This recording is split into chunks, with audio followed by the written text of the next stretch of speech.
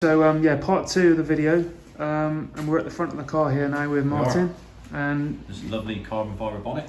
Yeah, same as what's run on the Little Beast. See, I love this. I think that really is nice. Really like just classy, and you know it's just enough. Yeah, no. Says you've got WRC ones chopped out of mine, well, but yeah, that's definitely but it's different, isn't it? Because that goes with what you're doing here. That's great. With what I'm doing with the Little Beast, where it's all wide bodied and all that sort of stuff, in your face, it needs to have, and it needs a lot more heat extraction because of, like later on, guys and girls will reveal what we're doing on it, which is going to be explosive. But that's to come anyway. But that's why mine's all chopped off. Got the proper WRC ones on there as well, just to give it extra. Nice and subtle. I mean, as much as I can, guys. What I've done with this one is to try and make it look as subtle as possible, really. I've put on the carbon fibre eyebrows. Yeah, I think I've had these sitting around for about 2 years, guys, but just never had the opportunity to fit them. And I've done the front grille. All the honeycombs now. Yeah, so Martin had the very fun job. Timmy wasn't here to do it, but because as you know, that's all blank. You know, there's the plate which is moulded into it. So basically, you got to. We had the front bumper off anyway because we had to do that. We had the front bumper off anyway. So. And then it reveals the massive pro alloy competition. Where else you're like it's restrictive, isn't it? Yeah. And I know you wanted to keep the OE theme rather than putting a Zunsport one on it, which is fine. Yeah, just because of the ST badge. I'll put the this the one TRC trim on there, and obviously change the stickers to ours. Yeah, put those on. We've put the gloss black fog lights with the new cold air feeds. The new updated ones which are bonded into that now. So it's just things that this one was fitted. We showed it on a previous video, but this one was done by Timmy. Chopped that out for an additional because it's got the main tune sort of pro alloy air. We put the front splitter back on because we took it off to take it off the Tommies because obviously we weren't sure after the experience we had with the RS.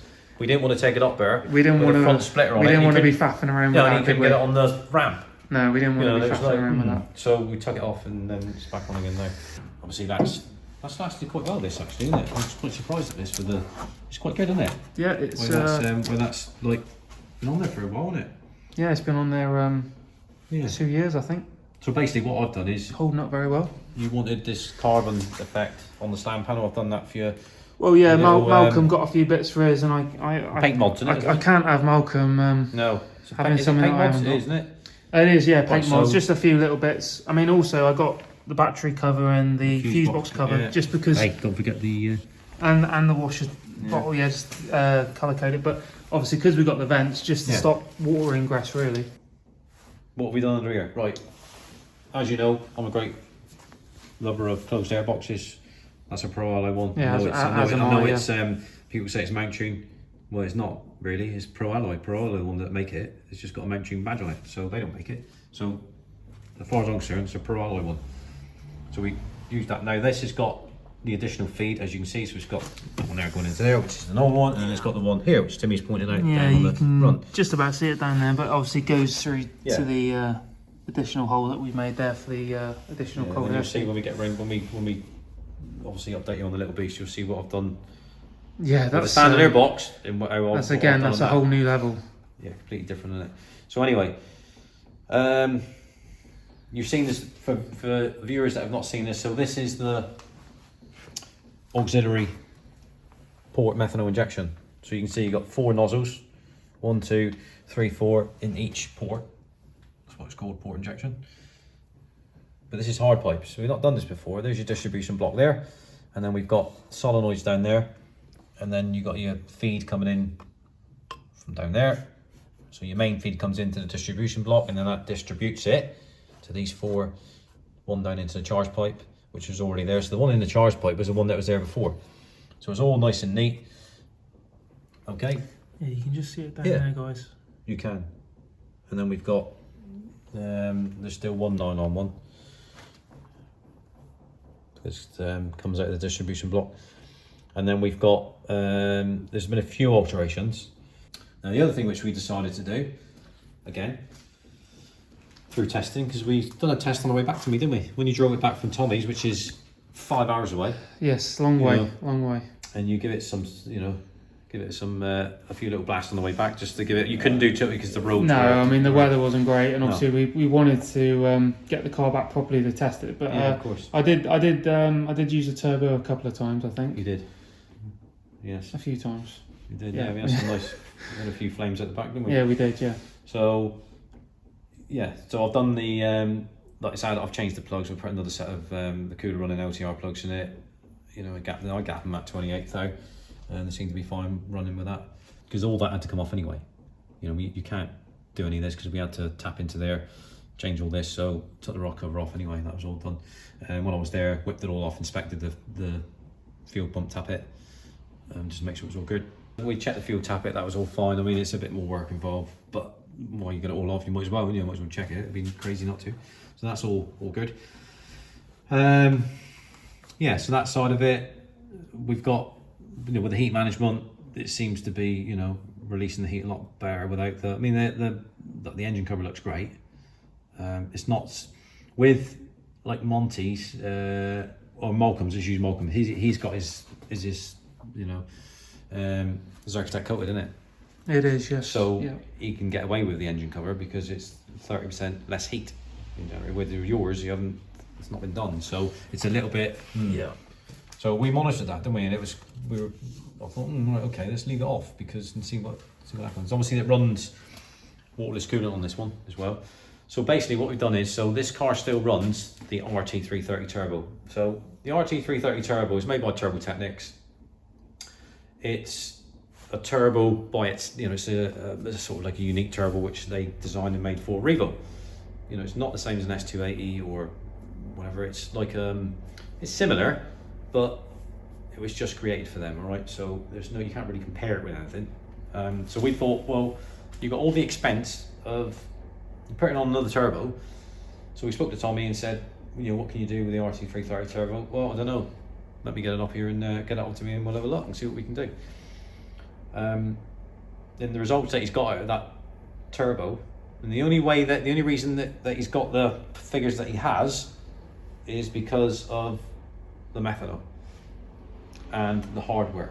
So like our front crossover pipe, the Simpson race manifold, the big daddy intercooler, the hard pipes underneath which you can't see, the oil cooler, the oil cooler, it all keeps it cooled, doesn't it? It's all contributing to it, isn't it? But you wouldn't be able to get the figures that he's got, which we'll share with you. We're not going to share that with you now. The power figure, wheel horsepower. Wheel horsepower is always, people use flywheel power because it's a lot more. But wheel horsepower is what matters. So we'll work on the wheel horsepower if you want.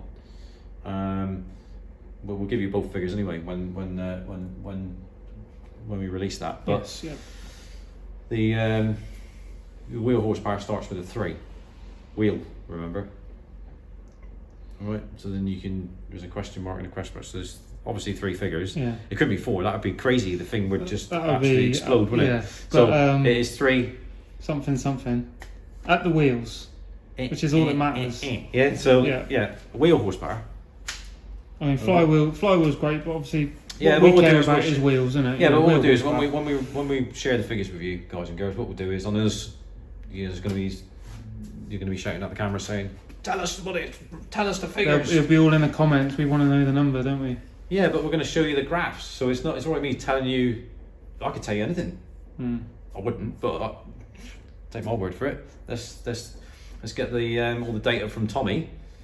And then I'll share it with you, the graphs, and I'll share with you the development and test figures, which are absolutely nuts. And then I'll tell you what what the final figures are that we're using on the car, which is still nuts. Yeah. All right. Now, bearing in mind, this is a stock motor. It's got stock internals. Nothing. We haven't done anything to the strengthening up or anything. This is the whole point was to try and, because we're using all the methanol. And the intake temps are incredibly lower than what it otherwise would be. We just that's the way we wanted to do it, because how else would we know? I think a lot of it is to do with how you drive it. Obviously, the way it's mapped is really important, but way it's maintained as well. But the way you maintain it, the way it's driven, and letting all the everything come up to temperature. No good jumping in the car from cold, dragging it down the road. Then you're going to expect that it's going to have some sort of failure at some time, isn't it? So getting everything up to too many people are too impatient. You need to get everything up to temperature first, especially the oil. Really important to get it up to temperature before you start getting on that throttle properly. That's what we do anyway. So anything can happen. Doesn't matter. You could be the most careful driver. Yes, I'm smooth and all this sort of stuff. But again, like with the transmission, it all depends on how you drive it. If you're really aggressive on the ram changing it and all this sort of stuff and don't care, wheel spinning it down the pit lane and whatever, then the likelihood is that you're gonna 100% that you're gonna have an issue with it. But yes. Anyway, that's down to the individual, isn't it? I mean, we can't. We're not responsible for how they drive their cars. But anyway, so that's a stock engine, and yeah, all the methanol on it. The intake temps on this would be just incredibly low compared to somebody running it without it. But that's the way we've done it. So the way we get the power and the torque that we are getting, which we'll share with you soon, is because the way it's been done. So what we're not doing is we're not chucking loads of boost down its throat. This car runs the same boost pressure as RT330, believe it or not. All right, so it runs.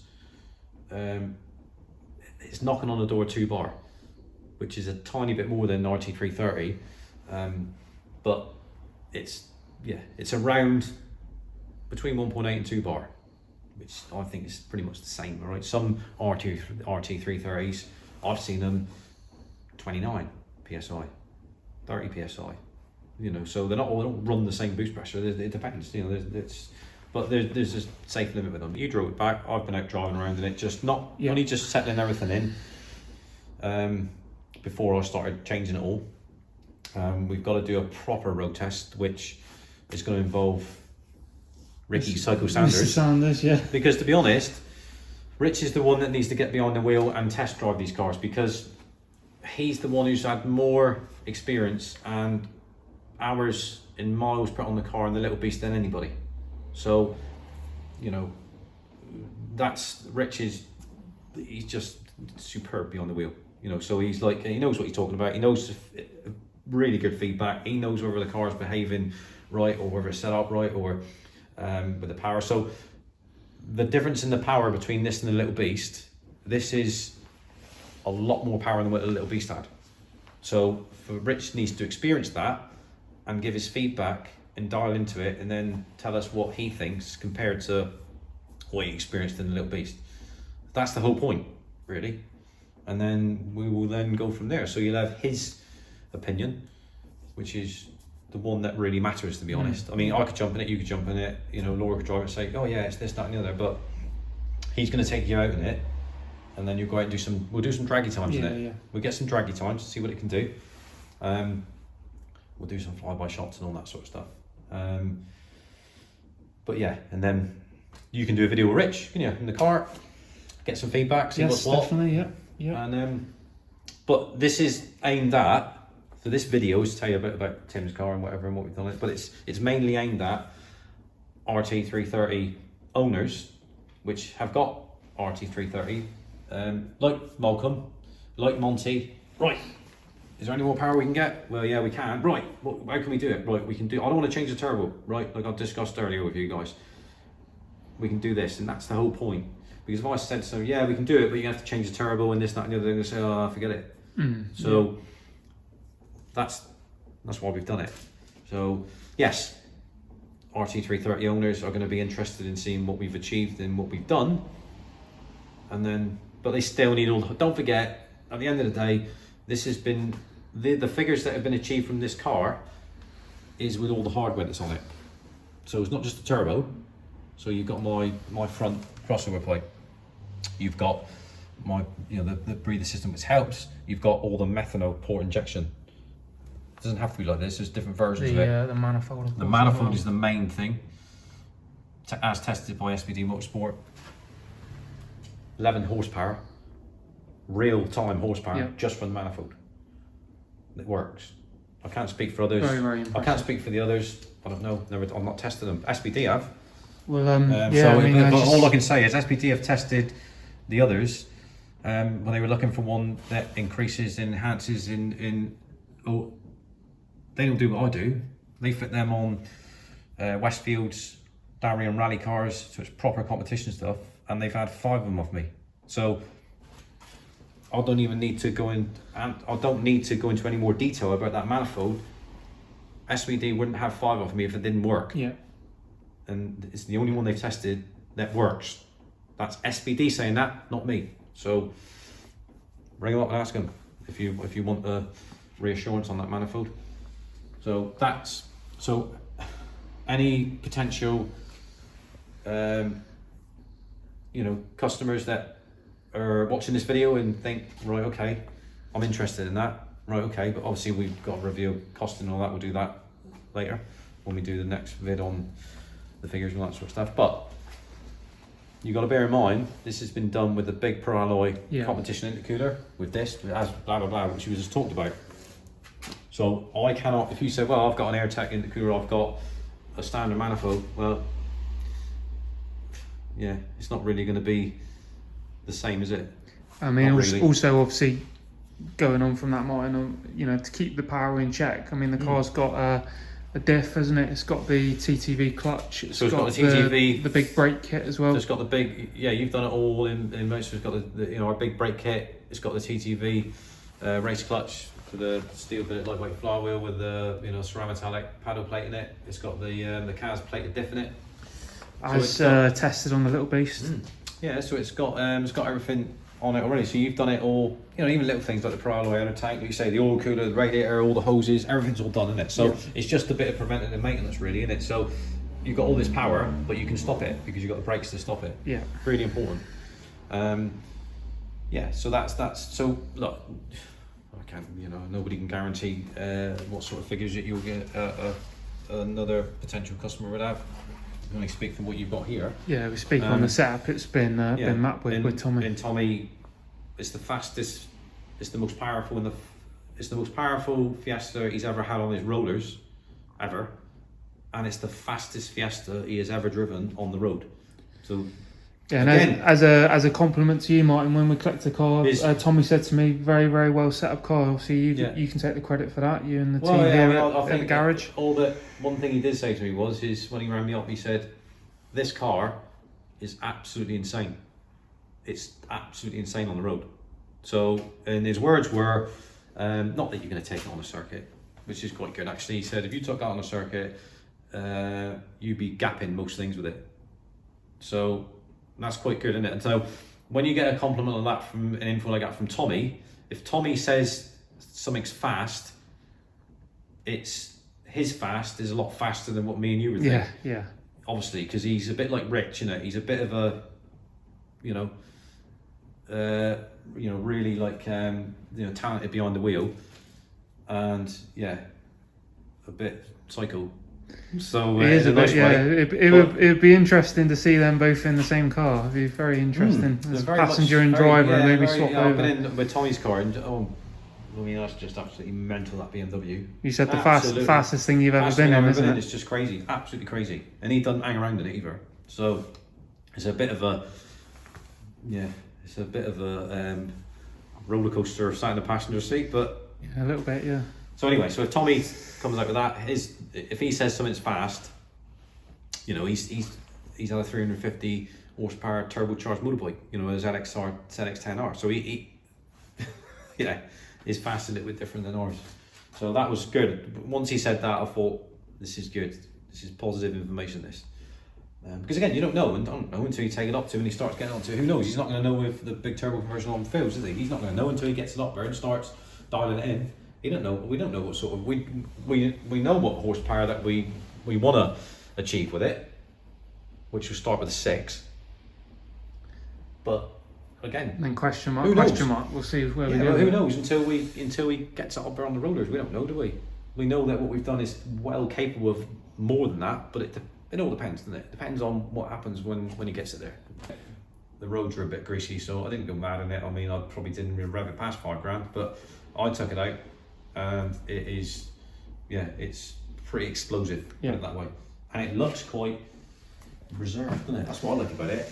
It's well, that's clothing, isn't it? Yeah, I mean, that's like I said, that's set a lot of people on the road, right? They're gonna think, oh, who's this joker? Yeah. In a raced up ST180, but all they got to do is look at the brakes, and then they think, oh, this, he ain't messing around, is he? Well, yeah, as I said, guys, I mean, just show you the side profile of the car. When you're going on the road. I mean, we'll just show you the side profile of the car here, guys. I mean, obviously what I wanted to go for was, very subtle look, which it is really. I mean, there's no Larry stickers or anything on it. No. It's, very, very subtle. Yeah. And that's what I wanted, really. Yeah. I mean, the thing is, we got to put some, so they're okay. So you got Michelin, you got PS3s on at the moment, Michelin Pilot Sport 3s. Yeah, the fronts, yeah, you got plenty of tread on them, but like I've said, we're going to swap them out. Yeah, we need to. The rears are probably a bit less than half worn, so we need to get them off. Get the PS4s on it, and the next generation ones. It needs to have decent tires on it. Yeah, definitely. But we'll go out. We'll do some road testing. That's going to be done later. But we need to get out, put some more miles on it, some test miles on it, and then we can because that's what it's all about. We need to test it. Well, Tommy's done. Blimey.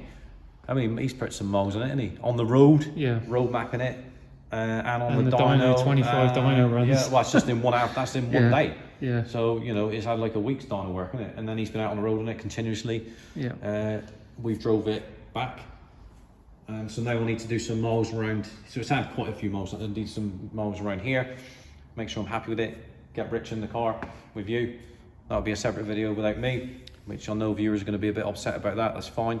All right. But they'll get to see Rich again, won't they? You're gonna have to make do with Cycle Sanders and this bloke behind the camera here, look.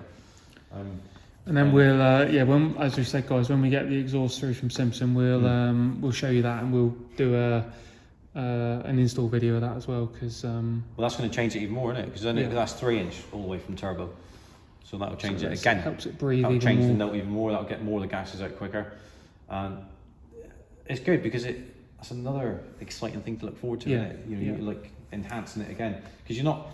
It's pretty much it. You're not. I mean, there's other things that you're going to be thinking about doing on the inside. Maybe not going too mad with it, but this is going to be your weekend. Yeah, weekend. Fun car, show car. Your Marquee ST is your daily. My daily, yeah. So you can mess around. You can put a half cage in it. You can put the some nice race seats in the front, some harnesses and whatever, and keep it sort of like still interior, like half interior in it. Don't go mad with it. Yeah. Not like the little beast where it's all ripped out completely, but I'm not. That's the whole point of that. It's a different. We're moving towards a different ending with that one. So it's a completely different. It's not the same, is it? I will thank the viewers for listening to me gabble on as usual. Gabble on, yeah. But hopefully it's worth it. It's useful information for you.